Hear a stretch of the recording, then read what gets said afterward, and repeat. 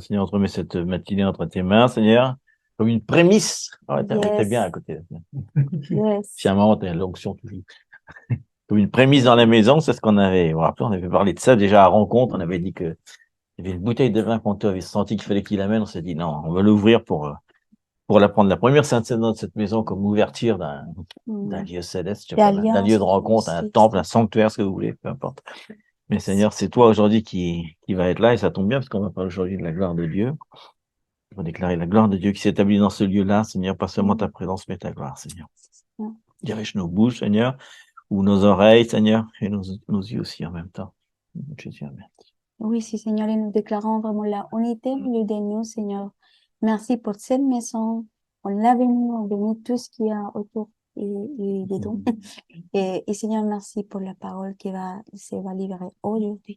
Surtout que nos cœurs peuvent écouter et entendre ce que tu vas nous dire, Seigneur, ce matin. Et surtout qu'on va avoir des fruits dans nos vies, dans nos familles, dans ce que nous sommes, Seigneur. On te donne la gloire déjà, au nom de Jésus. Amen. On donne déjà les voix. Amen. On va faire l'enseignement en deux parties, sinon ça sera un petit peu long, mais c'est bien. On va la gloire dans l'église la prochaine fois. Mm. Bien, c'est bien ça. Alors, donc, aujourd'hui, on avait appelé l'enseignement toucher le royaume de la gloire de Dieu. Tout un programme. On est tous désireux, je pense, de voir la gloire de Dieu, même si on ne sait pas ce que c'est souvent. Souvent, Mais c'est ce que comme ça. c'est Mais c'est intéressant, pas grave. On va parler de ça comme moi. voilà. Parce qu'on vient dans crescendo, Dieu nous prépare nos cœurs, nos vies, et aussi pour préparer nos cœurs pour les choses qui viennent, mais aussi pour préparer nos cœurs pour la gloire. Parce qu'on doit se préparer aussi pour la gloire, déjà pour savoir qu'est-ce que c'est, et comment nos vies se préparent de le sens de préparation, pas de faire quelque chose, sinon d'y avoir hâte, on peut dire comme ça, Ah, tout. de la présence du Seigneur. Au fond, ou être soifé, Assoiffé. assoiffé de Dieu. Et là, des fois, c'est pas ce qu'on se confond, on sait pas qu'est-ce qu'on ne sait pas, non. C'est simplement que des fois, on vit le quotidien et on oublie que vraiment on doit hâte de sentir la présence de la même façon qu'on est hâte de finir l'année, on a hâte de se reposer, qu'on a hâte vraiment de la présence et de la gloire du Seigneur. Et là, je pense que c'est important. C'est pour ça qu'on a commencé petit à petit sur la base, qui c'est nous, et après, comment notre intérieur doit se préparer. C'est pour ça qu'aujourd'hui, on parle justement, et Dieu nous parle de nous préparer, de déjà savoir qu'est-ce que ça nous fait la gloire du Seigneur. Et donc, on fera en deux Comment parties. on peut le toucher Voilà, en ouais. plus. On va faire en deux parties, du coup. Là, on va se concentrer sur la gloire dans l'Ancien Testament. Et on verra ce que dit là. On va voir comment la révélation des mystères de la gloire dans le Nouveau Testament va arriver. Et ça va être très, très loin. Mais déjà, on va rentrer déjà dans l'Ancien Testament, puisqu'il s'en parle énormément déjà, même si c'est une vision différente. On se rappelle tous que Moïse, c'est le premier qui a dit ça. Il a dit dans Exode 33, 18, s'il te plaît, montre-moi ta gloire. Mm. Tu vois, ça montre qu'il est poli. Il dit, s'il te plaît. Ça, c'est déjà pas mal, déjà. Et on voit, on le sait tous, on va relire l'histoire un petit peu après, on voit qu'il a répondu à sa question. Donc déjà, c'est quand même bien. C'est-à-dire que Dieu est d'accord pour nous montrer sa gloire. Ouf. Mm. On a du bol. On va voir qu'il y a des conditions, mais bon. Enfin, il a plus que demandé, il a quand même supplié quand même. Je Mm. pense qu'il a quand même. Mais bon, ça veut dire il est d'accord de nous montrer la réalité de sa gloire. Mm. Donc on va voir le contexte déjà de ça, de cette comment dire, de cette le contexte de ça quoi. Parce qu'en fait on sait que dans l'Ancien Testament en tout cas, il y a peu d'hommes qui ont touché la gloire de Dieu. Hein. On a quelques exemples quand même. Enoch par exemple, des choses comme ça. Mais celui qui a vraiment touché la gloire de Dieu, qui était présent avec lui dans la montagne, c'est vraiment Moïse. On pourrait prendre Moïse comme on pourrait prendre Abraham aussi, mais Moïse c'est vraiment un truc. Mais on va voir que dans les rencontres avec la gloire et la puissance de Dieu, il y a comme un crescendo. On va peut-être le passer rapidement comme ce que tout le monde connaît. Hein. Oui, c'est que. Moïse, bon, avant, la première chose qu'il a fait, on va je vais peut-être juste les citer comme ça. Hein. Donc déjà, il a vu un buisson ardent hein, qui brûlait dans le désert sur le mont Sinaï et qui ne se consumait pas. Il y avait l'ange de l'Éternel à l'intérieur. Donc il y avait l'ange éternel et l'éternel en même temps. Il y avait deux personnes dedans. C'est intéressant de savoir qui était cet ange de l'éternel. On le saura peut-être un jour. On le sait déjà. Et il lui a dit, enlève tes chaussures. Hein, c'est comme ici. Hein. parce qu'on est sur une terre sainte. Ah non, moi non, je suis pas sur un lieu saint. J'ai froid-pied. Et donc ensuite, il a demandé de guider. Il a dit audiblement qu'il fallait sortir son peuple d'Égypte. Ensuite, on voit qu'à un moment, il a jeté sa verge par terre, c'est devenu un serpent, qu'il l'a ramassé, il a mis sa main dans son sein, elle était lépreuse, il l'a retirée. Ah, je passe un peu, elle était devenue saine. Il a regardé les 10 plaies d'Égypte, hein, il a vu le jugement de Dieu, il était protégé pendant ce temps-là. On a vu quoi? Il y a un nuage qui est venu sur le sol protéger le peuple d'Égypte, qu'ils ont traversé la mer, qu'il a ouvert la mer. Donc, ouais, il fait plein de choses comme ça, je vais vite, hein, quand même. Il passe de l'autre côté, il a demandé à la mer de se refermer, elle s'est refermée, ils sont tous morts.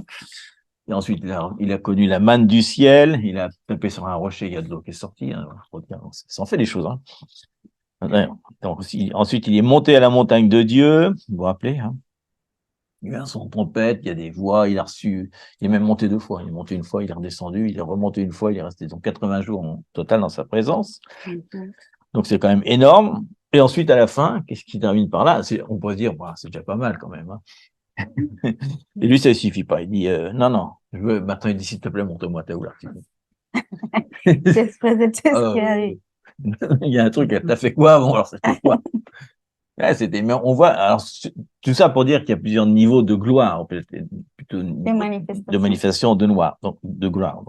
Donc, on voit qu'il y a une augmentation quand même. Ça va quand même en augmentant quand même, entre le buisson ardent sur une montagne et puis après la voix de Dieu sur une montagne avec des églises intérieures, c'est déjà un peu plus fort. Et puis alors, la gloire qui passe, ça va être quand même un truc de dingue quand même. On voit qu'il y a une augmentation générale de l'intensité, quoi, de la gloire. Es que c'est intéressant de voir comment tous ces sont des manifestations de la gloire et tout le monde l'a vu. Mais là, quand elle monte, c'est différent. Parce que c'est la gloire personnelle. Quand elle monte, vraiment, c'est ce qu'elle se trouve avec lui différemment. Et pas autre personne qui parle dans l'Ancien Testament. Bueno, oui, il y a quelques-uns qui sont trouvés, mais c'est le moment et tout le monde a vu la manifestation de Dieu, mais du désert, de tous ces prodiges et miracles, parce qu'ils sont comme ça. Mais quand lui a monté, il y a une chose différente qui a changé en ce moment. Parce que c'est pas simplement pour le peuple, c'est un désir de cœur. Plus que ça, non, ok, Seigneur, c'est bien tout ce qu'il a fait, mais je sais qu'il y a plus. C'est ça, le petit message d'Exode 33, c'est ça, que pour nous, soit la même façon. J'aimerais plus, Seigneur. Merci, Seigneur, pour le salut. Merci, Seigneur, pour tout le miracle qui est fait pour nos vies. Merci pour la guérison. Merci pour plein de choses. Mais je veux plus. C'est pas suffisant. Et là, c'est bon. Le mot est intéressant parce qu'on va voir que la gloire, il y a le mot manifestation qui est avec gloire. Donc on voit qu'il y a un large spectre d'intensité dans la réalité spirituelle. Hein, ça passe d'un buisson à une montagne, donc c'est quand même pas mal. C'est 2 mots différents. Et donc on va avoir différents degrés justement de variables dans la présence et dans la gloire. On avait déjà enseigné ça, la présence et la gloire, c'est différent. Hein. Vous vous rappelez quand ils faisaient la guerre contre les Amalek, là, ils avaient dit tiens, c'est pas mal comme idée si on mettait l'arche d'alliance devant nous. Ce serait une bonne idée, ça. Ils n'avaient pas demandé à Dieu. Ils avaient dit, on va faire ça. Parce que quand il y a l'arche d'alliance, il y a la présence, c'est bien dans la parole. Hein. Donc, on va gagner la guerre. Et ils ont perdu. Ah, mince. La présence de Dieu n'était pas suffisante. On sait qu'à l'époque, vu les rois qui étaient là, la gloire de Dieu, il y a longtemps qu'elle était repartie d'Israël. Donc, ils voulaient marcher dans la présence, mais c'était la gloire qu'il fallait pour gagner, donc ils ont perdu. Après, il s'est passé plein de choses puisque David va arriver, donc il va avoir la gloire. Mais donc, on va déjà parler de la présence pour voir les différents degrés d'intensité dans sa présence, parce que finalement, il était aussi dans sa présence. Donc, on sait déjà, parce que le mot présent, on sait déjà que Dieu est omniprésent. Voilà. Donc, finalement, on peut dire que sa présence est toujours là. Donc ça, c'est un premier degré. C'est comme, tu sais, comme le premier degré prophétique le brebis entend la voix du berger. C'est basique, quoi. Dieu est omniprésent. On peut pas être quelque part où Dieu est pas là. Donc la présence de Dieu, finalement, c'est basique, quoi. On le sait forcément. Ensuite, il y a Jésus qui a dit, un peu plus tard, à un degré supérieur de sa présence, il a dit, car là où 2 ou 3 sont assemblés en mon nom, je suis au milieu d'eux. Jésus. La présence de Jésus est là. La présence de Dieu, c'est un deuxième truc. Et la troisième, c'est quand on adore le Seigneur, ou qu'on le loue tous ensemble, il y a marqué. Tu habites parmi les louanges, là il dit d'Israël, parce qu'on parle de l'Ancien Testament, mais de son peuple, quoi. Donc on voit que finalement, il est toujours parmi nous, il siège toujours nous. Donc sa gloire, sa présence, pardon, est toujours là. il y a un détail de ce thème-là que nous, on parle toujours souvent. C'est pas offensif ce que je vais dire, mais est-ce que c'est une façon de parler, c'est un cliché de nous en tant que fils de Dieu. Seigneur, que la personne soit au milieu de nous.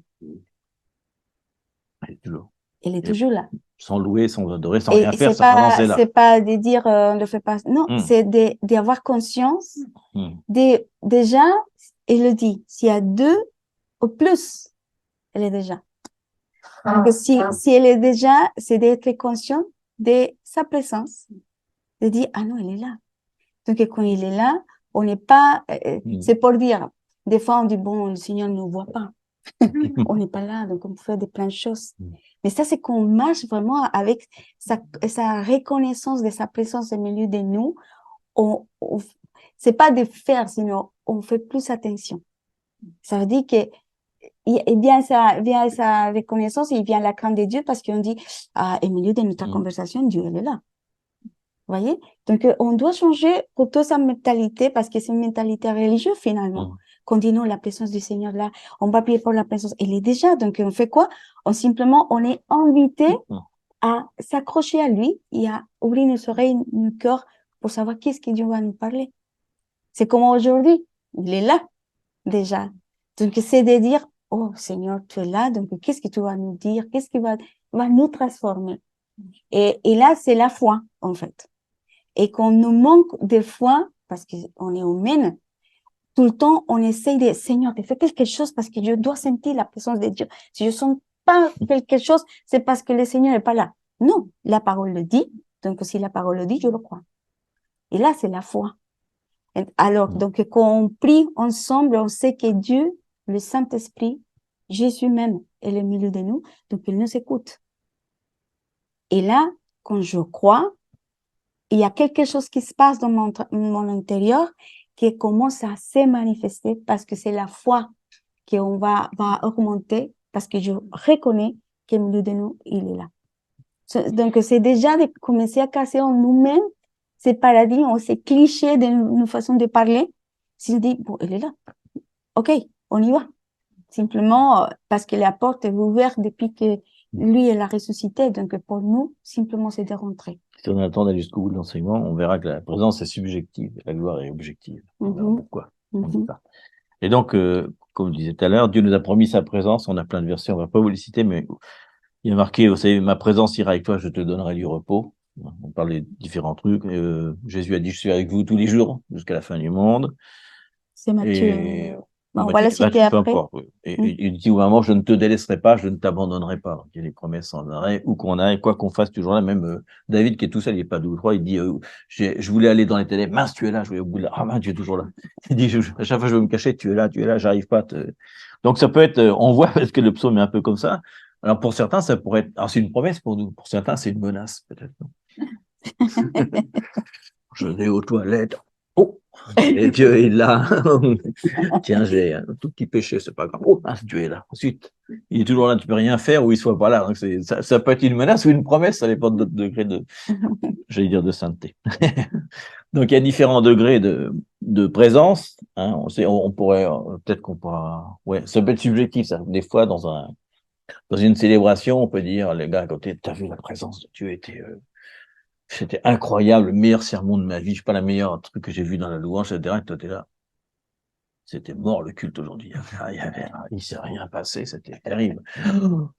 Toutes les bénédictions, elle dit, mais j'ai rien reçu. Il m'a contourné ou quoi, Dieu? Je sais pas, j'étais à côté de toi, pourtant. Il est passé à côté, certainement. On voit que vraiment la présence, c'est subjectif. Parce que Dieu répond aux besoins de la personne au moment où il en a besoin. Peut-être qu'il vient pour une question. Donc, Dieu est personnel à ce moment-là, dans l'intensité de la présence, quoi. Donc, pour dire c'est subjectif, on va voir que la gloire, c'est pas subjectif. Hein. On aura des exemples tout à l'heure. Donc, plusieurs degrés de gloire, ça aussi, c'est sûr. On va en parler un petit peu aussi. Donc, déjà, on sait quand même que la gloire totale, c'est pas possible, puisque c'est pas possible dans l'Ancien Testament. Hein. On va voir que c'est pas du tout le cas pour l'Église. C'est pas la même promesse. Mais en tout cas, dans Exode 33, 20, il lui dit, tu ne pourras pas voir ma face. 33, 20. Tu ne pourras pas voir ma face, car l'homme ne peut me voir et vivre. Alors, c'est intéressant de se rappeler du contexte de la phrase quand même, parce que ça veut dire qu'on pourrait dire, pour nous aussi, est-ce que c'est le cas? Pas forcément, il y a un contexte. Donc, c'est intéressant parce qu'on sait qu'il va avoir son dos, hein, vous le savez, on sait déjà la fin de l'histoire quand même, on l'a lu. Mais on sait que l'Église veut voir sa face. Donc c'est marrant parce que on voit que l'Ancien Testament, c'est le dos de Dieu. Hein, on va voir pourquoi il dit ça d'ailleurs, ce que ça veut dire exactement. Et nous, après, nous, on est de l'autre côté. Hein. Et vous vous rappelez que même quand il va passer, il dit, tu te cacheras derrière le rocher. Le rocher, c'est Jésus, bien sûr. On voit que Jésus, il cache la face de Dieu pour pas ils sont pas encore prêts à recevoir cette intensité parce qu'elle est réservée à l'Église, la gloire de Dieu, et pas aux hommes. Donc, il lui dit ça, comme déjà, on voit qu'il y a des intensités, parce que s'il met tes intensités 10, toi, ça fait Moïse au barbecue, quoi. Il brûle. Et c'est vrai, sérieusement, il aurait vraiment brûlé, quoi. Donc, forcément, on voit qu'il a vécu une version, donc on pourrait dire diluée, du coup. Et pourtant, il a vécu 40 jours et 40 nuits sans manger dans sa présence. Il est redescendu, pas de chance, il avait fait un veau d'or. Ah mince, faut que je retourne. Et il est retourné là-haut. C'est intéressant. Donc, quand même, on peut dire maintenant, il a vu quand même la gloire de Dieu, etc. Mais il dit quand même que c'était pas encore assez, quoi. Donc, euh, on voit que la gloire peut se manifester de manière tangible. Donc, on disait tout à l'heure l'omniprésence, c'est-à-dire que Dieu est présent 95% du temps. Donc, voilà. Donc, on voit dans les présences, on l'a dit, quand c'est collectif, il y a plus de présence, certainement, parce qu'il vit au milieu des princes de son peuple. Bon, ça, c'est sûr. Hein. Mais là, la présence de la gloire, c'est vraiment un truc différent. On pense que là, on est au niveau du sensoriel, peut-être, et là, on va être au niveau de l'objectif. Parce que, par exemple, si Dieu guérit une personne pendant un moment où il y a sa présence, là, il y a vraiment un signe manifeste de sa gloire. On peut pas dire, ah non, tiens, j'ai pas vu sa gloire. Donc si on était à 10 peut-être sur la présence, peut-être qu'on est à 11 ou 12 avec la gloire, on passe à un seuil où il y a d'autres choses qui se préparent. Mais on voit qu'il y a quand même un seuil de survie. Peut-être si on passe à 20, là, on peut pas y arriver encore. Hein. Mais en tout cas, voilà, il est dit, alors on va avoir différents types de gloire de Dieu. Il y a déjà c'est comme la présence, en fait. Par exemple, le psaume 19.1, c'est le niveau peut-être le moins élevé qu'on a dans la parole. Il dit, les cieux racontent la gloire de Dieu. Le psaume 19. Donc, on voit qu'à ce moment-là, la gloire, elle n'est pas vraiment vécue. Elle est vue, quoi. C'est évident, en fait. Il dit, tu regardes l'univers, bah oui, c'est évident, tu regardes les galaxies, tu regardes les molécules, tu regardes l'infinitésimal petit ou grand, tu dis, ah ben, il n'y a pas que les cieux qui racontent la gloire de Dieu, les atomes aussi. Hein. Donc, on dit que, voilà, donc quand tu regardes l'univers, c'est comme si l'univers criait, oui, Dieu existe, oui, Dieu est glorieux, etc. Mais enfin, c'est une gloire qui pointe vers l'existence de Dieu. C'est super bien, mais c'est pas ce qui nous permet de la vivre, en tout cas. Voilà. Mais Dieu, en fait, nous prépare à arriver à une dimension supérieure. Et si on prend le niveau supérieur, niveau 20, on va dire, c'est Apocalypse 15.8, Révélation 15.8, vous voulez. Ça, on peut le lire, c'est intéressant. Il dit intensité maximum, et on voit, hein, comme par hasard, que on passe du psaume, donc de David, au début de l'Ancien Testament, jusqu'à la fin des temps, où là, on voit quel est le degré maximum de la gloire qui va se manifester. Apocalypse 15.8. 15.8. Donc il dit, le temple fut rempli de fumée à cause de la gloire de Dieu et de sa puissance. Et personne ne pouvait entrer dans le temple jusqu'à ce que les 7 fléaux des 7 anges soient accomplis. Donc il dit que aucun ange, aucun chérubin, personne, aucune présence vivante ne pouvait rentrer dans la gloire de Dieu. C'est ce qui va se passer à la fin. La gloire va être tellement grande que c'est vraiment Dieu et Dieu. Hein.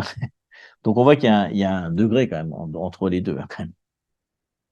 Donc déjà, on sait que l'Église elle est préparée pour la gloire. On va y venir après. Donc on doit se préparer pour la gloire. Ça comme ça.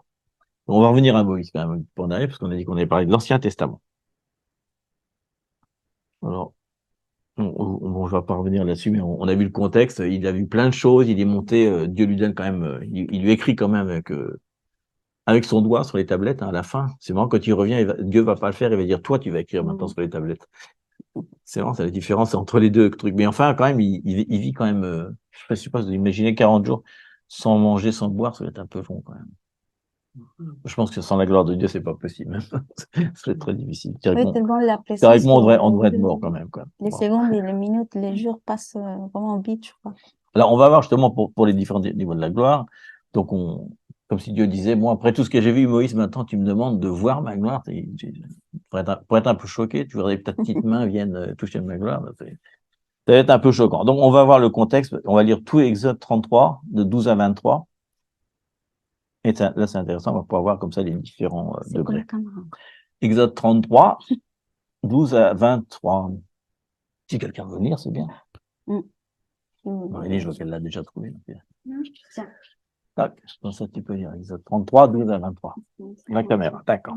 Moïse dit à l'Éternel, Yes. voici, tu me dis, fais monter ce peuple, et tu ne me fais pas connaître qui tu enverras avec moi. Cependant, tu as dit, je te connais par ton nom, et tu as trouvé grâce à mes yeux. Maintenant, si j'ai trouvé grâce à tes yeux, fais-moi connaître tes voies. Alors je te connaîtrai, et je trouverai encore grâce à tes yeux. Considère que cette nation est ton peuple.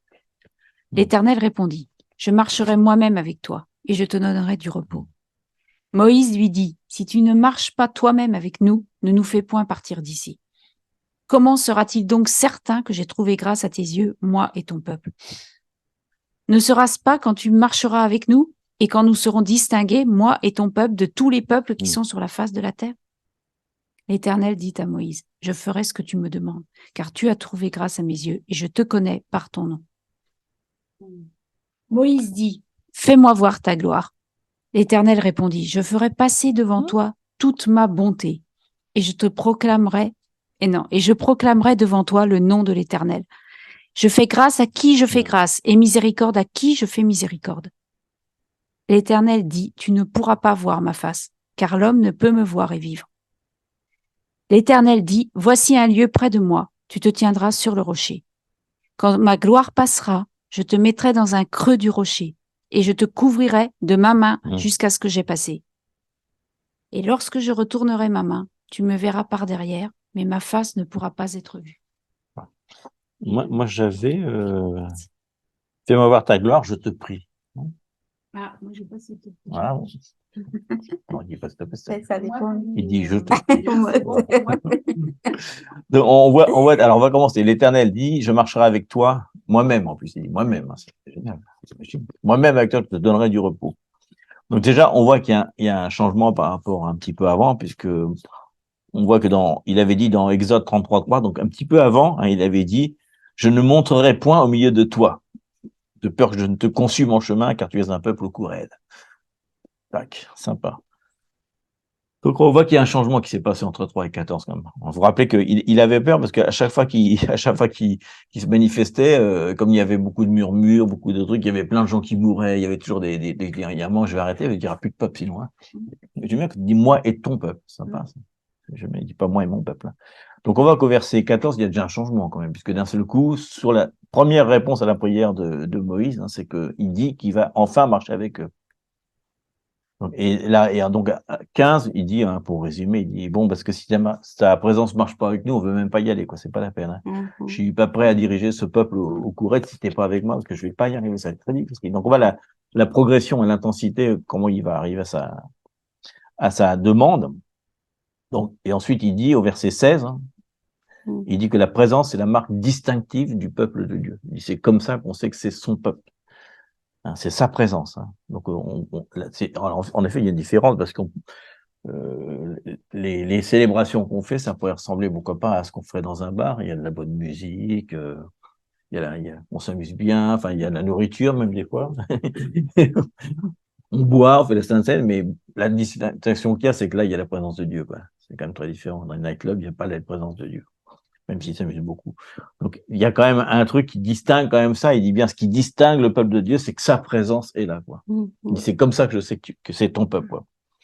Donc, après, si on va au verset 17, hein, on voit qu'il y a une deuxième assurance fondamentale qu'on a dit tout à l'heure. D'accord, Moïse, tu l'as, ma présence, c'est bon, c'est garanti, c'était bien mon peuple, etc. Mais en plus, je serai avec toi. Donc là, c'est vraiment, on voit que c'est graduel quand même, ça monte de plus en plus, hein. Et Matthieu 18. Oui, ce qu'on dit tout à l'heure, 2-3 sont ensemble. Non, je suis au milieu de, ouais, ça c'est autre chose. Mais il y a une garantie absolue, c'est que dans le rassemblement de Dieu, hein, il y a pas, ce qu'on disait, sa présence est garantie, même si on chantait pas, même si on n'adorait pas, même si on, Il est là. ouais, c'est pas sa prière qui va la faire descendre, parce que ce serait un peu bizarre, parce que c'est en contradiction avec ce qu'il dit, puis sa présence est déjà là. Après, l'intensité de la présence, c'est autre chose. Hein. Ouais. Verset 18. il dit, en fait, il dit merci Seigneur pour ta présence, mais si tu es même sans ta présence, je vais démissionner. J'arrête, quoi. Donc c'est super que ta présence est là parce que j'en ai vraiment, vraiment besoin, mais il dit, mais, il dure un mais, j'aime bien, mais c'est pas suffisant, je voudrais plus que ta présence, je voudrais ta gloire. C'est bien, tu imagines avec ton père, comme ça, tu demandes graduellement, tu vois.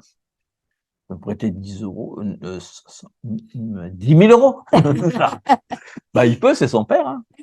Donc, c'est ça, c'est comme tu pourrais être assis avec ton père à la table et tu manges, mais tu lui parles pas. Tu ne demandes rien de plus. Lui, et pourtant, il a l'habitude, tu manges avec ton père tous les jours, mais à un moment, il prend l'audace de dire non, mais j'ai besoin de plus que ça. Parce qu'il sent qu'il y a un niveau supérieur qui va y aller, quoi. Donc, c'est quand même incroyable. Et lui dit encore, en plus, il lui dit, d'accord, Moïse. Il dit, dans ton cas, hein, on voit que là, pour l'instant, il dit, dans ton cas, je vais dire oui. C'est pas pour tous. Alors, on va voir après que, ouais, on va voir. Alors, on va voir justement les deux choses les deux choses qu'il va lui dire, ça c'est très intéressant. Parce qu'on pourrait se demander, donc, du coup, qu'est-ce que c'est la gloire de Dieu? Est-ce qu'il savait ce qu'il demandait, Moïse? La gloire de Dieu. Enfin, on sait qu'il demande Kabod quand même, hein. C'est quand même Kabod, c'est la gloire qui écrase, hein. C'est la présence qui tout, etc. Mais je pense que. Mais bon, il était prêt à ça, il était préparé quand même, hein. Et je pense que c'est marrant parce que ça veut dire que quand on touche la gloire, lui, il voit beaucoup de manifestations. En plus, il voit encore plus de manifestations. Il sait en lui-même, dans son esprit, qu'il y a plus, quoi. Il y a encore plus, quoi. Mais je pense que le fait de le sentir, de voir ces manifestations, il est tellement amoureux de lui que c'est comme les fiancés, bah, on aime plus que dit, bon, on va vivre ensemble parce que vraiment, on va se marier parce qu'on peut plus rester séparés. Et je pense que c'est l'amour tellement, il dit, je te connais, alors, je connais ta manifestation, je sais que tu es là, mais je vraiment, t'es vrai, c'est sûr, voilà. Après, ouais. Tous ces trucs-là, on les verra après dans le Nouveau Testament, comment ça nous parle à nous de façon différente, quoi. Et donc, en 19, c'est là que c'est intéressant, on va avoir 2 points qui dit, parce qu'il faut définir la gloire. Et là, il le définit, hein, la gloire. Il dit, l'Éternel dit, puisque il va avoir ta gloire, il dit, je ferai passer devant toi toute ma montée, première chose, et je proclamerai devant toi le nom de l'Éternel. Voilà, les deux choses qui définissent la gloire. Alors, on va voir ça à l'instant. Voilà, donc, premier aspect de la gloire, c'est marqué, je ferai passer devant toi toute ma bonté. Vers 19. Donc, ça veut dire aussi qu'il va voir vraiment sa gloire avec ses sens, je veux dire, avec ses yeux, quoi, ses sens spirituels. Donc, il y a une chose dans la définition de la gloire, c'est que la gloire peut être goûtée, on peut la voir, la goûter, l'entendre. C'est différent de sentir, quoi, d'avoir des impressions intérieures. Là, c'est vraiment une expression extérieure, hein. C'est intéressant. Et donc, on voit d'ailleurs, on voit que on peut avoir ça a tous arrivé, je pense. On peut recevoir des impressions réelles. On peut sentir, l'odeur du, on peut sentir l'odeur du, on peut goûter des fois. On peut voir, avoir des visions de la gloire de Dieu. On peut voir quelque chose qui se manifeste en plus d'avoir ce qu'on disait tout à l'heure, avoir des guérisons, des signes comme ça. Donc il y a une première chose qui dit là, c'est qu'on peut percevoir avec les réalités spirituelles avec nos 5 sens. Moi, ça m'est arrivé déjà de goûter et de sentir en même temps. Donc, c'est assez surprenant. Et il lui dit, je ferai penser devant toi toute ma bonté. Alors, le mot bonté, c'est le mot tov, hein, tout simplement. C'est tov, tout est bon. Bon, c'est tov, celui qu'en Israël, tov. Tov, tov, tov. Tov, oui, tov. Ouais, en fait, ça s'écrit. C'est bon. Ça s'écrit, en fait, il n'y a que 2 lettres. Il y a T et B. T et B. Donc, ils ont rajouté un O à l'intérieur, et on dit tov, mais c'est tob. C'est B. Mais il se dit V. Mais donc, du coup, il y a que 2 lettres. Et B, on sait, ça veut dire Ben, ça veut dire la maison, hein, la maison, ça veut dire fils aussi. Au début, ça veut dire la maison. Et T, c'est un panier, en fait. En fait, ça veut dire, donc si on veut dire vraiment la définition du mot, ça veut dire ce qui entoure la maison, la bonté. Donc, ce qui entoure le sanctuaire, en fait, ce qui entoure quand on est ici, on est entouré de la bonté de Dieu parce qu'il entoure, en fait, la maison. C'est que 2 lettres, hein, c'est que TB. TV, quand même. Donc mais la définition, la première définition proto-synénique, c'est un panier qui entoure quelque chose. Donc c'est intéressant de voir que le mot bonté. Et là, c'est vraiment le bonté. Il y a pas de définition différente. Ça veut dire bonté. Ce qui est bon, il dit que c'était bon, etc. Donc, première chose qu'il voit déjà dans la gloire, c'est il nous montre sa bonté. Bonté. Sa bonté, quand il nous la montre, il la montre avec les yeux, où on sent sa bonté, on peut la goûter, enfin, on peut percevoir quelque chose. C'est différent de la présence, où là, on est juste, c'est assez subjectif. Là, on peut vraiment toucher quelque chose. Et on voit dans la deuxième partie, il dit, je proclamerai devant toi le nom de l'Éternel. Mm. Donc, ça veut dire, proclamer, c'est-à-dire qu'il va l'entendre, Mm. audiblement. Hein. Donc, ça veut dire que ça va être une audition spirituelle, une audition physique, comme on veut, peu importe. Mais on voit que le nom de l'Éternel, ça veut dire qu'il y a un esprit de révélation, je sais pas, ou de sagesse. Hein. Mm. Donc, ce qu'il dit en gros, c'est que les yeux de ta compréhension seront éclairés. Tu vas connaître mon nom, parce que connaître son nom, ça veut dire connaître la profondeur de son nom, c'est-à-dire connaître Dieu, quoi, l'identité, exactement. C'est-à-dire que tu vas me connaître mieux, voilà. Mm. Donc, c'est pas seulement une expérience sensorielle, hein, parce qu'elle l'est aussi, mais c'est une expérience du Saint-Esprit qui rentre à nous, qui nous permet de connaître intérieurement les vérités de Dieu. Qui est Dieu, quoi, vraiment.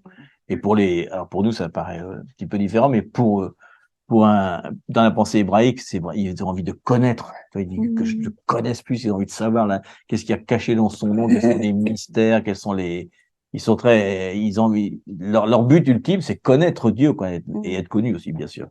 Et donc, il lui dit ça, dans ma gloire, tu vas voir ma bonté et en même temps, tu vas me connaître. Je vais décliner, il va déclarer le nom de l'Éternel sur lui. Nous, ça nous paraît une expression un peu bizarre, mais quand il déclare son nom, il va proclamer son nom sur lui, finalement, c'est comme quand il va voir Yahweh, finalement. Quand il est dans le buisson, déjà, ça commence par là. La première chose qui commence, il déclare déjà son nom. Donc, il a envie d'en connaître plus. Il dit, il y a quelque chose de caché dans Yahweh. Je suis. Qu'est-ce que ça veut dire, je suis? Est-ce que moi aussi, je peux être, quoi? Donc, voilà. Et on voit que même dans le Nouveau Testament, il y a aussi ça, puisque dans Apocalypse, il y a marqué que Jésus n'arrête pas de proclamer son nom à Jean. Jean qui va être un peu l'image de Moïse dans le Nouveau Testament. Il va lui dire, je suis l'alpha et l'oméga, je suis le commencement et la fin. Je suis celui qui était et qui vient, le Tout-Puissant, donc on parle déjà de Yahweh. Celui qui vit et qui était mort, je suis celui qui est vivant, je suis les clés de l'Hadès, je suis les clés de la mort. Donc il dit, je suis, et déclare, dans mon nom, il y a ça. Il y a la clé, il y a la puissance, il y a le commencement, il y a la fin. Donc déjà, à Jean, finalement, Jean, lui, c'est quand il monte d'un niveau, qui monte aussi pour la gloire, on anticipe un peu ce qu'on va dire après. Mais on voit qu'il y a cette dimension de connaître sa bonté, son amour, on pourrait dire, qui nous entoure, et en même temps de savoir qui il est à l'intérieur. Donc finalement, c'est ça qu'il va voir. Et aussi dans 2 Corinthiens 3, 18, on passe un petit peu de l'un à l'autre, je suis désolé, on passe un peu de l'ancien au nouveau, mais on va rester dans l'ancien quand même. Il dit, nous tous qui, le visage découvert, contemplons comme dans un miroir la gloire du Seigneur. Il parle plus de Dieu, il parle de Jésus. Hein. La gloire du Seigneur, nous sommes transformés en la même image, de gloire en gloire, comme par le Seigneur l'Esprit.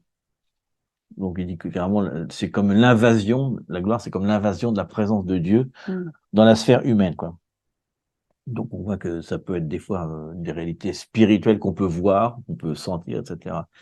Mais en fait, c'est que le début. Hein. Alors, tout ça, ce qu'on dit là, en fait, c'est que le début, parce que on va voir dans le prochain enseignement, je pense plutôt. Oui.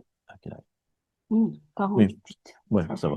On verra que y a une dimension supérieure de la gloire qui vient pour l'Église et qui est annoncée déjà. Il nous en dit pas trop pour l'instant. Mais enfin, quelque chose de supérieur voilà, on en parlera tout à l'heure. Donc déjà, la question, bien sûr, la question la suivante, c'est comment est-ce qu'on peut toucher sa gloire?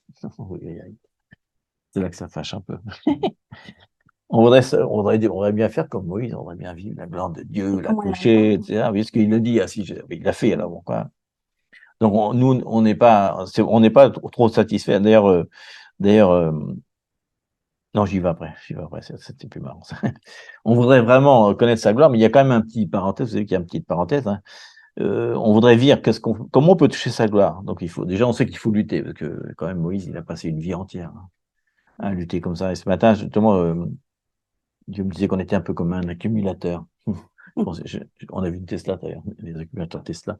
Tu sais, où on met sur le toit, il y a plein de panneaux solaires et ça remplit un accumulateur en dessous. C'est des gros accumulateurs qui en cas de problème. Donc, mais c'est-à-dire que tous les jours on est exposé à la lumière, à la présence de Dieu est toujours là. On sait que même quand il y a des nuages, il y a toujours une lumière qui passe. Hein. Mais en tout cas, si à un moment la lumière est coupée, les ténèbres sont très très denses d'un seul coup, nous on prend le relais quand on peut éclairer. Mais si on s'est pas rempli tous les jours, etc., comment on va manifester ça? On a un peu ça, quoi. Je trouve une image assez bien. Donc on dit que on n'a pas envie de voir la gloire de Dieu par procuration. Merci Moïse, hein, c'est sympa, mais c'est quelque chose qu'il faut lutter. Donc d'ailleurs, toi, on voit qu'il a fait plein de trucs, plein de choses. À chaque fois, il a obéi en plus, mais à la fin, quand même, il y a un moment, il a dit ça suffit. Maintenant, je voudrais bien voir ta gloire. S'il te plaît, montre-moi ta gloire. Mais il n'y a pas de, justement, on voit qu'il n'y a pas de garantie qu'on peut expérimenter la gloire de Dieu, en tout cas à la façon de Moïse, puisqu'il le dit juste après, je ferai grâce à qui je ferai grâce, et compassion à qui j'aurai compassion. Je montre ma gloire à qui je veux, et à ma façon. Donc ça veut dire qu'il n'y a pas, de distribution de la gloire, il n'y a pas une règle, ouais. Donc il peut la donner, il peut la retenir. C'est juste une question de miséricorde.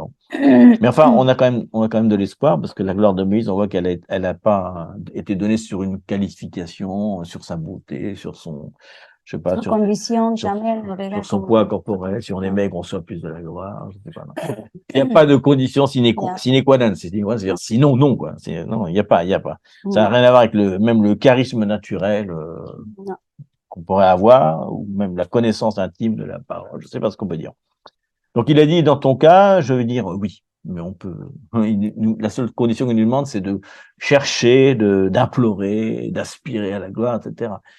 Mais on sait que s'il l'a fait pour lui, pourquoi il le ferait pas pour nous, hein. Mais en tout cas, on peut pas dire je vais jeûner et prier pour voir sa gloire, je vais, je sais pas, je vais danser pour avoir sa gloire, je vais faire des offrandes extraordinaires pour avoir sa gloire, je vais donner 100% de mes revenus, je sais pas, je vais crier fort comme ça, sa gloire va venir. Non, ça sert à rien parce que sa gloire, il vient quand il veut et il fait grâce. C'est par miséricorde qu'il peut le faire. Donc ça, c'est quand même, c'est important de se rappeler. Mais malgré tout, c'est super bien. Ça veut dire qu'il a dit oui à Moïse, pourquoi il dirait pas oui à nous, puisqu'il n'y avait pas de conditions particulières au truc. Après, peut-être qu'il a obéi sans arrêt. Enfin, la plupart du temps, il y a des moments non, parce qu'à un moment, il va désobéir un petit peu et il va dire, bah, du coup, tu rentreras peut-être pas dans la terre promise, toi. Ce sera mais malgré tout, il a vu la gloire de Dieu. Même si c'était que l'ombre de ce qu'on va voir. Donc ensuite, Dieu dévoile sa stratégie, hein, quand même. Il lui a dit plein de choses. Hein. Il lui dit déjà, tu verras que mon dos, mais il faut coopérer avec moi. Il y a plein de choses parce qu'il dit, va te mettre derrière un rocher, ma main va être couverte. Donc il y a tout un protocole malgré tout. Peut-être qu'on ne va pas trop développer là-dessus par rapport à la main. Mais alors, qu'est-ce que dit alors justement, l'intéressant là-dedans, en fait, c'est dans tout ce qu'on vient de lire. Je sais pas si tu l'as toi dans ta Bible. Le verset 24. Oui, le verset 24. Pas le verset 24. Ça, c'est là que c'est la honte, quand même, dans la parole. On aurait bien aimé qu'il y ait un verset 24. Alors, Moïse, c'était comment? Non, tu fais pas faire ça, Moïse, t'arrêtes pas le récit là. Il y a des 24, je sais pas. On va reprendre Qumran, on va essayer de trouver le rouleau qui ment, parce qu'est-ce que t'as ressenti, comment c'était, t'as perdu tes cheveux, je sais pas, ou je sais pas, qu'est-ce que t'as senti, une chaleur, il dit rien. C'est horrible. Non, la gloire. Ça chauffe. Ça chauffe. On saura pas. On n'a pas d'idée. Peut-être justement, peut-être, moi je pense que peut-être parce que quand on vit la gloire, peut-être il n'y a pas de mots pour l'exprimer. Oui, c'est tellement énorme que il n'y a pas de mots humains. Quand tu viens, non, mais même si on vit des petits moments de gloire, vous avez remarqué que si on vit des petits moments de gloire, des fois on peut arriver moi j'ai vécu des moments de gloire, des petits moments, tu peux pas les exprimer. Et même si tu veux les exprimer, l'autre personne dirait, ah oui, je comprends pas. Je comprends pas. Elle a dit comment, ouais. Non, je peux pas. Donc je pense que on peut imaginer que Moïse il aurait peut-être dit, alors, 24, il aurait dit peut-être non, je peux pas en parler, les mots n'arrivent pas à ma pensée. Il est passé devant le rocher. Il a retiré sa main, j'ai regardé et je peux pas dire. Donc ça sert à rien. Mais ce qu'on peut penser quand même, puisqu'il a dit que si on voyait sa gloire, on mourrait, peut-être ça l'a presque tué en fait. Hein, vous vous rappelez qu'il descend un moment avec le visage qui brille, etc. Mais en tout cas, c'était peut-être le maximum de gloire qu'un être humain à l'époque, en tout cas, pouvait supporter. Et donc, comme si vous voulez frôler la mort, c'est pas le truc que tout le monde a envie de faire. Peut-être des fois, on n'a peut-être pas trop envie de voir sa gloire. Mais en tout cas, c'est peut-être pas quelque chose qui a été forcément très agréable. Parce que, par exemple, vous vous rappelez, dans Daniel, il y a marqué ça. Ah oui. Puis il rencontre la gloire à un moment, il dit, moi, Daniel, je fus plusieurs jours languissant et malade. Mm. Tellement la gloire était forte. Et je me levais, je m'occupais des affaires du roi. J'étais étonné de la vision et personne n'en eut connaissance. Il l'a dit à personne parce qu'il pouvait pas partager ce moment de gloire énorme, mais en tout cas, ça l'avait rendu un peu malade quand même. Donc, alors on va dire merci Seigneur, on veut voir ta gloire, mais est-ce qu'on serait pas un peu fou quand même, un peu dément? Parce ça veut dire que ça va presque nous tuer, peut-être ça va nous rendre malades. Donc c'est fort quand même. On sait, alors en tout cas, même si on est désespéré, peut-être qu'on ne sait pas ce qu'on demande et peut-être qu'il faut pas savoir ce qu'on demande, parce qu'il faut s'attendre à quelque chose de surnaturel. Mais en tout cas, c'est certainement une expérience tellement forte que ça change une vie. On a beaucoup de témoignages des héros de la foi, comme on dit, qui ont été changés par une rencontre avec l'un d'eux, dont la vie est changée complètement et même dans les petites manifestations de la gloire, si on voit quand il y a la présence de Dieu qui est extrêmement forte, on avait dit la différence, des fois on peut être, comme on dit, dans l'esprit, des gens qui tombent, qui sont comme Daniel fait, comme des convulsions. Si la personne se relève, elle est exactement pareille qu'avant, il n'y a pas eu de changement. Elle était dans une présence très forte, d'une intensité forte, mais il n'y a pas eu la gloire qui s'est manifestée. On a des témoignages. Bah, toi, Récemment, d'un pasteur qui parlait de ça, justement, pasteur américain, très connu d'ailleurs, sa femme était elle était très froide, elle était pas vraiment elle était pas vraiment à ses côtés, etc. Et un jour, elle était vraiment prise dans l'esprit, et quand il s'est relevé, il reconnaissait carrément pas sa femme. Il l'entendait pas, il dit, c'est pas ma femme. Elle parlait différemment, et d'un seul coup, elle est rentrée, mais comme ça. Le lendemain, elle a changé sa vie totalement. Il dit, mais c'est incroyable. Elle a vraiment été transformée. Même son intensité de voix, les paroles, la connaissance, tout s'est multiplié et il dit, là, vraiment, j'ai dit, ouais, c'est là que j'ai compris. Des fois, les gens ils tombent dans l'esprit, mais s'ils sont pareils après, la présence était forte, mais il n'y a pas eu un changement. Quand c'est la gloire, c'est comme une guérison, physique ou mentale, ou je sais pas, mais c'est quelque chose qu'on peut voir, quoi, tout le monde peut voir. Vas-y, mais au contraire. Non, je pense que justement, c'est ça la gloire de Dieu. La question, c'était comment expliquer qu'il peut y avoir un changement ou pas, donc du coup, dans la présence de Dieu. Parce qu'il dit ça, je fais grâce à qui tu fais grâce, je fais miséricorde à qui tu fais miséricorde. Il peut décider d'un seul coup de changer la personne. Et est-ce que le pasteur, il avait prié beaucoup pour sa femme? Non. Non. Toute la congrégation a prié pour la femme. Non, toute la congrégation qui a prié. Ça faisait 20 ans qu'il priait pour. Donc ça faisait 20 ans qu'il priait pour sa femme, la congrégation. Sa femme était vraiment en retrait, quoi. Ok, donc c'était aussi une réponse aux prières. Oui, certainement. Moi, oui, je pense. Je pense que, oui, aux prières, bien sûr. Pour faire un petit, de parler de ton témoignage, c'est pareil. C'est de la vie à la mort. Ah oui, moi aussi, j'ai Pardon, de la mort à la vie. Non, je suis passé, j'allais me suicider, donc c'est un peu, oui, je passais de la mort à la vie. Ouais, la gloire à venue était transformée, immédiatement elle est sortie comme ça, mais aussi c'est la réponse de ton ami aussi. Ah oui, mon ami priait depuis très longtemps. C'est peut être aussi une réponse, mais tu fais grâce. C'est toute une église que je connaissais pas à l'époque. Oui, exactement. Oui. Ouais, exactement. Et alors on va avoir deux versets intéressants qui vont parler un peu encore une fois de la gloire. Un verset que Moïse a écrit à la fin de sa vie, justement, dans Deutéronome 3, 24.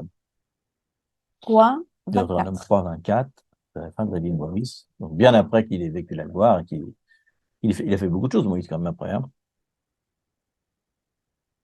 Et il dit, Seigneur éternel, tu as commencé à montrer à ton serviteur ta grandeur et ta main puissante, car quel Dieu y a-t-il au ciel, sur la terre, qui puisse imiter tes œuvres et tes hauts faits? Donc, carrément, il lui dit, j'ai vu ta gloire, j'ai vu le feu, j'ai vu le dos, mais je reconnais que c'est que le début. Voilà. On dit que l'intensité de la gloire, il l'attend plus tard, est encore plus grande que ce qu'il a vécu. Le deuxième verset, c'est dans 2 Corinthiens 3:10, donc là, c'est Paul, où là, il parle justement de Moïse, hein, il cite Moïse avant de Corinthiens 3:5, un truc comme ça. Il dit dans 2 Corinthiens 3:10, il dit, et sous ce rapport, on parle de Moïse, ce qui a été glorieux ne l'a point été, à cause de cette gloire qui lui est supérieure. Donc il dit que avec l'inspiration du Saint-Esprit, hein, c'est ce que dit Paul, il dit que dans l'ancienne alliance, cette gloire qu'il a vécue n'a rien à voir avec la gloire que nous on va vivre. Donc même si on a parlé de l'intensité, C'est-à-dire que si on regardait la gloire de Moïse, on pourrait pas dire non, c'était une gloire passagère ou une petite gloire. On devrait carrément dire c'était même pas la gloire. C'était aucune gloire, finalement, ce qu'il a vécu. C'était rien du tout. C'est ce qu'il dit, hein. C'est-à-dire que ce que Moïse a goûté de la gloire du Seigneur, c'est rien par rapport à ce qu'il va révéler dans la nouvelle alliance. Forcément, parce qu'après, il y a l'esprit en nous, et on en parlera peut-être la prochaine fois, l'espoir de gloire en nous, c'est autre chose. C'est quelque chose qui est pour le croyant dans la nouvelle alliance, et aussi pour l'église de la nouvelle alliance, et alors à la fin, encore plus loin, dans le millénaire, où là vraiment, la gloire, ça va être autre chose. Donc, pour terminer peut-être là-dessus, je sais pas. On l'a dit tout à l'heure, la présence est subjective, la gloire est objective. Voilà. Donc, on a déjà dit tout à l'heure. Alors, voilà, on a plusieurs manifestations de la gloire objective, hein, parce que là, c'était Moïse, donc c'est objectif pour Moïse, mais les autres l'ont pas vécu. Hein. Mais on voit que le royaume de gloire, on a plusieurs exemples, on va en citer. Et par exemple, vous vous rappelez la dédicace du temple de Salomon, c'est dans 2 Chroniques, où il dédicace le temple, il dit que la gloire envahit l'Éternel, la nuée, hein. Il dit que tout le monde a vu la nuée. Aucun des prêtres n'a pu rester debout. On voit qu'il y a quelque chose d'objectif. Ils n'ont pas dit, on n'a pas dit que la gloire c'était pour une personne. Là, vraiment, la gloire s'est manifestée. On sait en plus que la nuée, par rapport à la gloire, c'est la présence et la gloire. Et vous vous rappelez, on l'avait dit. C'est un Chronique. 2 Chroniques 5, c'est la dédicace du temple de Salomon. C'est la sacrification. Bon, marqué à nouveau que comme dans Apocalypse 18, personne ne pouvait tenir dans la gloire, encore une fois. Et vous vous rappelez qu'il y a marqué aussi, on l'a lu la dernière fois, on a fait Ésaïe 40, vous vous rappelez? On avait dit aplanissez les sentiers, etc., etc. Il a dit à la fin, à la conclusion, quand on aura fait tout ça, qu'on aura préparé le chemin du Seigneur, abaissé les montagnes, relevé les vallées, alors la gloire de l'Éternel sera révélée, et au même instant, toute chair le verra. Donc à nouveau, il dit la même chose. Quand la gloire de Dieu va se manifestera, alors tout le monde le verra. Hein, vous vous rappelez aussi quand ils vont dans nos montagnes de la transfiguration, Pierre, Jean et Jacques, qui veut dire, vous vous rappelez de transfiguration, ça veut dire métamorphose aussi, c'est le même mot. En ce moment qu'il y a 2 mots. Ils n'ont pas dit, Pierre dit, il n'y a pas Élie non, ils l'ont vu tous en même temps, ils ne se sont pas posé la question, est-ce que c'est vraiment Élie, est-ce que c'est vraiment Moïse, est-ce que c'est vraiment le visage de Jésus? Non, il n'y a pas eu de, il y a pas de doute, quoi. Ils l'ont tous vu en même temps, c'est quelque chose de collectif, de général qu'on peut pas discuter parce que c'est objectif. Pareil, quand les 120 étaient réunis dans la chambre haute, ils ont tous entendu, il y a un vent qui est venu, il y a tous les langues de feu, il y a tout ça s'est passé objectivement. Il n'y a pas eu besoin de se poser des questions. Même les gens qui étaient dehors, ils voyaient des manifestations objectives, ils pouvaient pas dire non, quoi. Mais voilà. Donc plusieurs choses on peut voir quand la gloire se manifeste. On avait fait une liste pour rigoler un petit peu. Mais on va pas la dire, peut-être pas. On peut dire que les agnostiques vont croire, les tièdes vont devoir prendre une décision enfin dans leur vie, quoi. Quand c'est ça qui se passe, c'est-à-dire que ceux qui sont froids, voilà, ceux qui sont endurcis, ceux qui sont âgés, il y a quelque chose qui change, quoi. La moisson peut vraiment arriver parce que c'est tellement objectif que là, il n'y a plus moyen de dire non. Et à la fin, il dit, quand Jésus va venir, tout œil le verra, hein. On faut voir il dit pas ça par rapport à l'église, parce que l'église sera déjà la manifestation de la gloire. Donc, ils l'auront déjà un petit peu vu. Mais là, ceux qui étaient un peu tièdes vont prendre des décisions. Ceux qui étaient, disent non, agnostiques, c'est-à-dire, je sais pas si Dieu existe ou n'existe pas. Bon, j'admets que peut-être oui ou non. Les athées, eux, carrément, on l'a dit, certains vont peut-être mourir d'effroi, carrément. Parce que quand tu as vécu toute ta vie à dire, ou à maudire Dieu, d'un seul coup, le voir, d'un seul coup, peut-être ça va te faire un effet choc. En tout cas, agnostiques, ils vont finir par croire. Hein, ceux qui sont à la limite entre 2 états vont forcément voir. Et c'est pour ça aussi qu'il dit peut-être que la moisson va être si grande à la fin. Parce qu'on dit, mais comment c'est possible que la moisson va être si grande? Est-ce qu'on va prêcher plus fort, mieux, je sais pas comment ça? Ou on va aller dans les zones non atteintes, je sais pas. Non, il dit non, parce que comme sa gloire va se manifester, bah, c'est rapide, là, du coup. Les gens ils vont se convertir par dizaines. Après, ça passe dans l'église, alors non. Oui, parce que c'est important de savoir. Parce que mais en tout cas, c'est intéressant de voir que vous vous rappelez que comment commence l'église? Elle commence par Pentecôte. Elle commence déjà par une manifestation de la gloire et la prochaine fois, on verra comment, justement, Dieu, mais en fait, c'est que la base, quoi. Mais la base de l'église, c'est quand même surnaturel, quand même. D'une manifestation générale, mais on va voir que c'est juste le commencement. Mais Dieu commence déjà à faire une différence, enfin, à montrer une différence, hein, En plus, c'est intéressant de voir que ça commence juste après que Jésus soit reparti, quoi.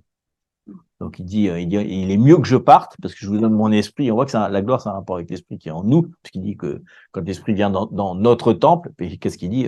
Il dit bien qui entoure le temple. Hein, il dit à nouveau Tov, la bonté. Et d'un seul coup, Jésus a la connaissance de Dieu. Même dans Jean 17, il nous parle, qu'il nous redonne une gloire, etc. Mais tout ça n'est que le commencement. Donc tout ce qu'on vient voir, qui est super palpitant, etc., c'est que le début qui est promis, en fait, pour l'Église. L'Église et la gloire, c'est important. Et ça devrait nous changer notre perspective de l'Ecclésia, ou d'un seul coup, ouais, de notre espérance aussi. D'un coup, ça devrait allumer un feu, comme pour Moïse, hein, c'est-à-dire que l'espérance c'est plus que l'espérance du salut ou même l'espérance de sa présence. Parce que ça, c'est des niveaux qui ont toujours existé. Tout le monde a toujours voulu être sauvé, c'est bien.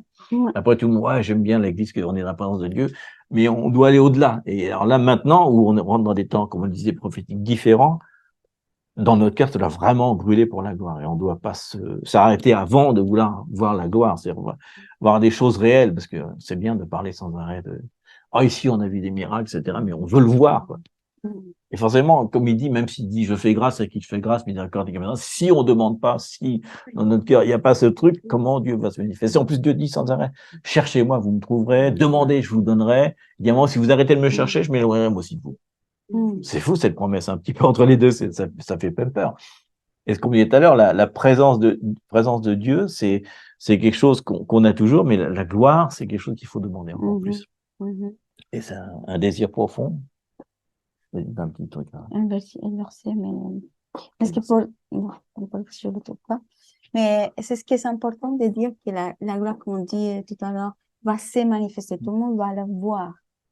Et là, quand on pense à ça, c'est qui on va voir. Des fois, on pense la gloire comme quelque chose éthéré. Oui, comme une nuée ou un nuage ou une.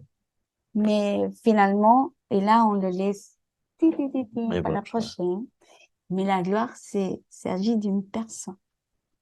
La gloire, c'est une personne. L'homme qui est dans le ciel. C'est pas vraiment quelque chose d'énergie comme on attend de la gloire. Ah oui, le nuage, c'est la gloire. Quelque chose de l'atmosphère va passer. Quelque chose vient maintenant. Une personne. Donc là, on le laisse pour la semaine prochaine. Il y a une culmination, quoi, une culmination. C'est fort vraiment qu'on peut avoir ça intimement de savoir c'est qui. On le sait. Oui. Mais la façon qu'il va arriver, c'est différent. Et là, on s'approche plus à avoir cette chose. Et on va voir que dans la parole, il y a un rapport, c'est carrément, c'est pas des secrets pour nous, mais il y a quelque chose par rapport au chiffre 3, par exemple. On va voir comment la gloire, et en plus, il y a beaucoup d'étapes parce que finalement, la gloire va se manifester dans l'église, ça on le sait, puisqu'il dit qu'il y aura une moisson d'âme, etc. Ensuite, il y a le millénaire, donc Jésus vient, donc c'est comme il dit, c'est qui vient.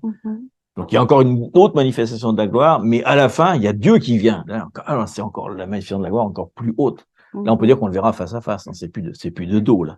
Donc, on voit un espèce de crescendo de gloire dans lequel on rentre, mais c'est pas, je pense que c'est pas comme ça que ça va être. En fait, ça va monter doucement dans l'église. Quand Jésus va venir, ça va faire comme ça, mais quand Dieu va venir, waouh! Imagine, même Jésus, c'est-à-dire que Dieu le Père revient sur la terre, Jésus, waouh!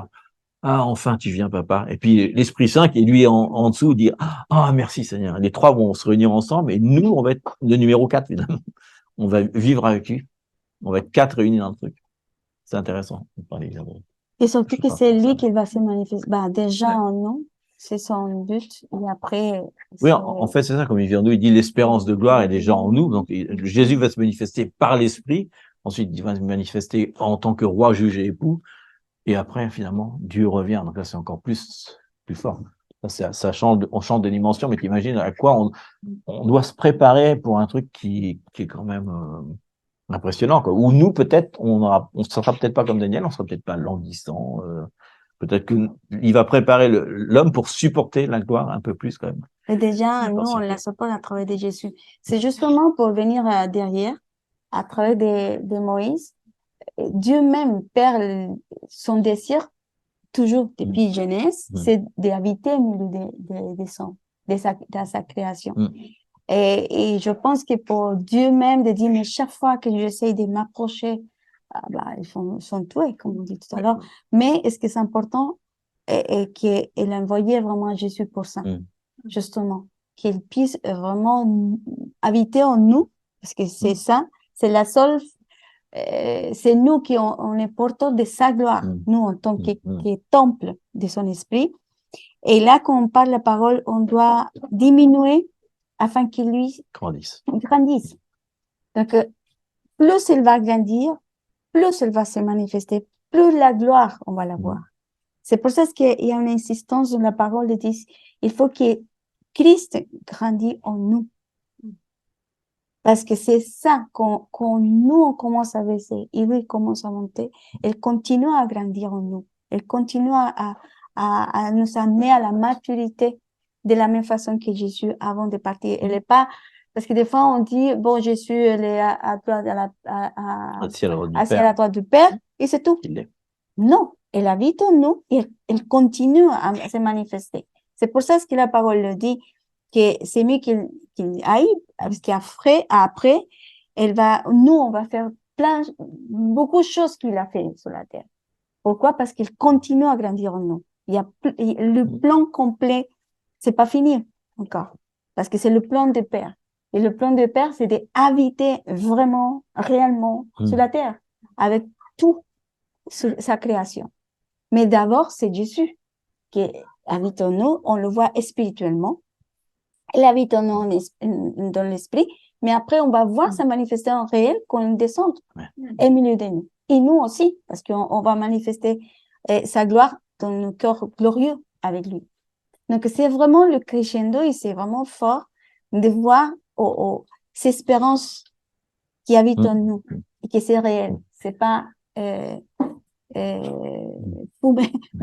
la doux, tellement réel et clair qu'on doit la prendre vraiment comme ça, avec la foi, même si on ne voit pas, mais avec la foi. Et j'aimerais bien que tu partages, parce que hier, avant-hier, m'a touché beaucoup ces phrases de petits garçons qui parlent de Dieu.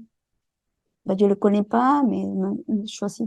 Ah oui, oui. Mais non, c'est pas, enfin, j'y reviens justement, juste à ça.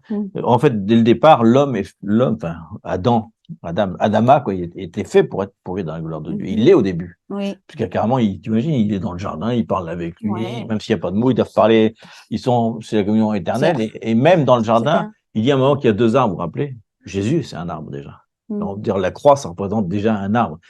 Mais déjà, il dit, tu peux choisir Jésus ou l'autre domaine d'une connaissance, et d'un secours, il choisit l'autre, mais dès le départ, on est fait pour ça, donc c'est un retour en arrière. Oui, c'est une petite vidéo qui est dans un film, d'ailleurs, je pense.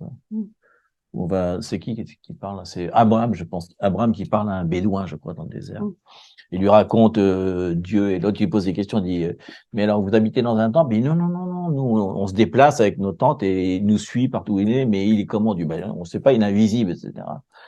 Il dit, vous êtes passé? Oui, on est passé par le désert des épreuves. Et l'autre, il dit, mais vous êtes pas il dit, vous n'êtes pas un peu fou? Mais non, il dit, vous avez choisi un Dieu invisible, qui n'a pas de lieu, on peut l'adorer, il vous fait passer par des tempêtes, des déserts. Il dit, mais t'as pas compris, on l'a pas choisi. C'est lui qui nous a choisi. Il dit, c'est la différence. Et l'autre, comment? Il dit, ah. Et dans ce coup, il y a quelque chose qu'il appelle, ça va être Lot qui l'appelle Abraham. Il dit, viens. Puis dans ce coup, on voit de l'eau qui commence à sortir du désert. Il dit, c'est ça, mon Dieu. Il dit, waouh. Il comprend parce que chaque fois on dit, mais pourquoi tu as choisi cette religion? Mais il dit, oh, je l'ai pas choisi, c'est lui qui m'a choisi. Et c'est le cas depuis le début, c'est lui. Dès le début, Dieu a dit, je veux que l'homme soit dans ma gloire. C'est comme si, alors on demande parce qu'on a envie de revenir à l'état initial, quoi. Et on sait qu'il va le faire parce qu'il dit que la nouvelle Jérusalem va descendre. Et déjà, il le dit déjà dans le mot, parce qu'il dit la nouvelle Jérusalem, mais déjà quand tu vois le mot de Jérusalem, ça s'appelle Yerushalayim. Le mot exact de Jérusalem en hébreu. Et im, ça veut dire que c'est au pluriel. C'est comme Elohim. Quand il y a im, c'est au pluriel. Il parle déjà qu'il y a deux Jérusalem. Une en haut, une en bas. Déjà, dans le mot de Jérusalem, il y a marqué qu'il y en a en haut, en bas. C'est vraiment qu'ils auraient mis Jérusalem au pluriel. Il dit pas à Jérusalem, il dit au Jérusalem, finalement. Quand il dit je fais à Jérusalem, il dit je fais au Jérusalem. C'est au pluriel. Donc, déjà, au début, il dit oui. Il y en a une, elle va revenir. Et il parle d'un sion spirituel et d'un sion terrestre.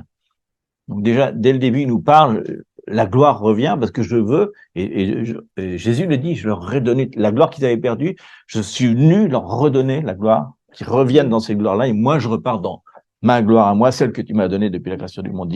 Mais il est venu sur terre nous rendre quelque chose qu'on avait perdu. Et ça, c'est bien sûr, c'est potentiel. Ça, maintenant, ça doit se développer. C'est comme un, comment dire, c'est comme quand il y a une décision de justice, après il y a un acte d'huissier qui va déloger, quoi. Mais, donc, on a déjà commencé là-dedans. On est déjà dans cette manifestation de la gloire. Et on doit rester, je pense qu'on dit, la fin la plus grande qu'on devrait avoir. C'est vraiment, c'est une fin spirituelle où on doit vraiment désirer la gloire. Quoi. Désirer ces manifestations visibles, etc. Et c'est bizarre parce que pour certains, on voit quand même cette tiédeur même dans le corps de Christ qui dit, oh non, mais sa présence me suffit, toi. Parce que non, la gloire, c'est trop, ça fait trop, je sais pas comment dire. C'est trop pour l'église, soit c'est trop demandé, c'est trop kitsch, je sais pas comment dire, je sais pas dire, non, restons dans l'humilité, la présence du Seigneur est déjà bien, je suis bien dans sa présence, mais c'est pas ce que dit Dieu, dit, mais vous avez pas envie de voir plus de moi, et des fois, on n'a pas envie, parce qu'on se dit, non, c'est trop, toi, c'est trop demandé, quoi, non, c'est fou, hein, comme on peut être un peu, même tiède dans l'église, et pourtant, c'est pas ce que Dieu dit dans sa parole. Pour les autres aussi, qui voudraient voir la gloire. Oui, qui touche les autres aussi. Oui. Mais il faut demander grand. Il le dit d'ailleurs, il dit, si vous demandez à votre père un pain, il va pas vous donner un serpent. Donc demandez grand, cherchez, frappez, mais vraiment désirez le faire. Quoi. Et c'est pas trop grand pour l'Église, c'est ce qu'il veut. L'Église il dit, l'Église à la fin des temps sera glorieuse. En plus, il le dit. Elle sera glorieuse. Et c'est nous l'Église des derniers temps. Parce on dit à chaque fois, en fait, Apocalypse, Révélation, en fait, l'acte des apôtres, pour nous, c'est acte, c'est notre acte à nous, finalement, quand on commence dedans. Et c'est pour ça, d'ailleurs, que dès le début, il dit révélation de Dieu, de Jésus par son Père. Et la première chose qu'il fait, il parle aux églises, déjà. Et ensuite, qu'il a parlé aux églises, tout peut enfin commencer.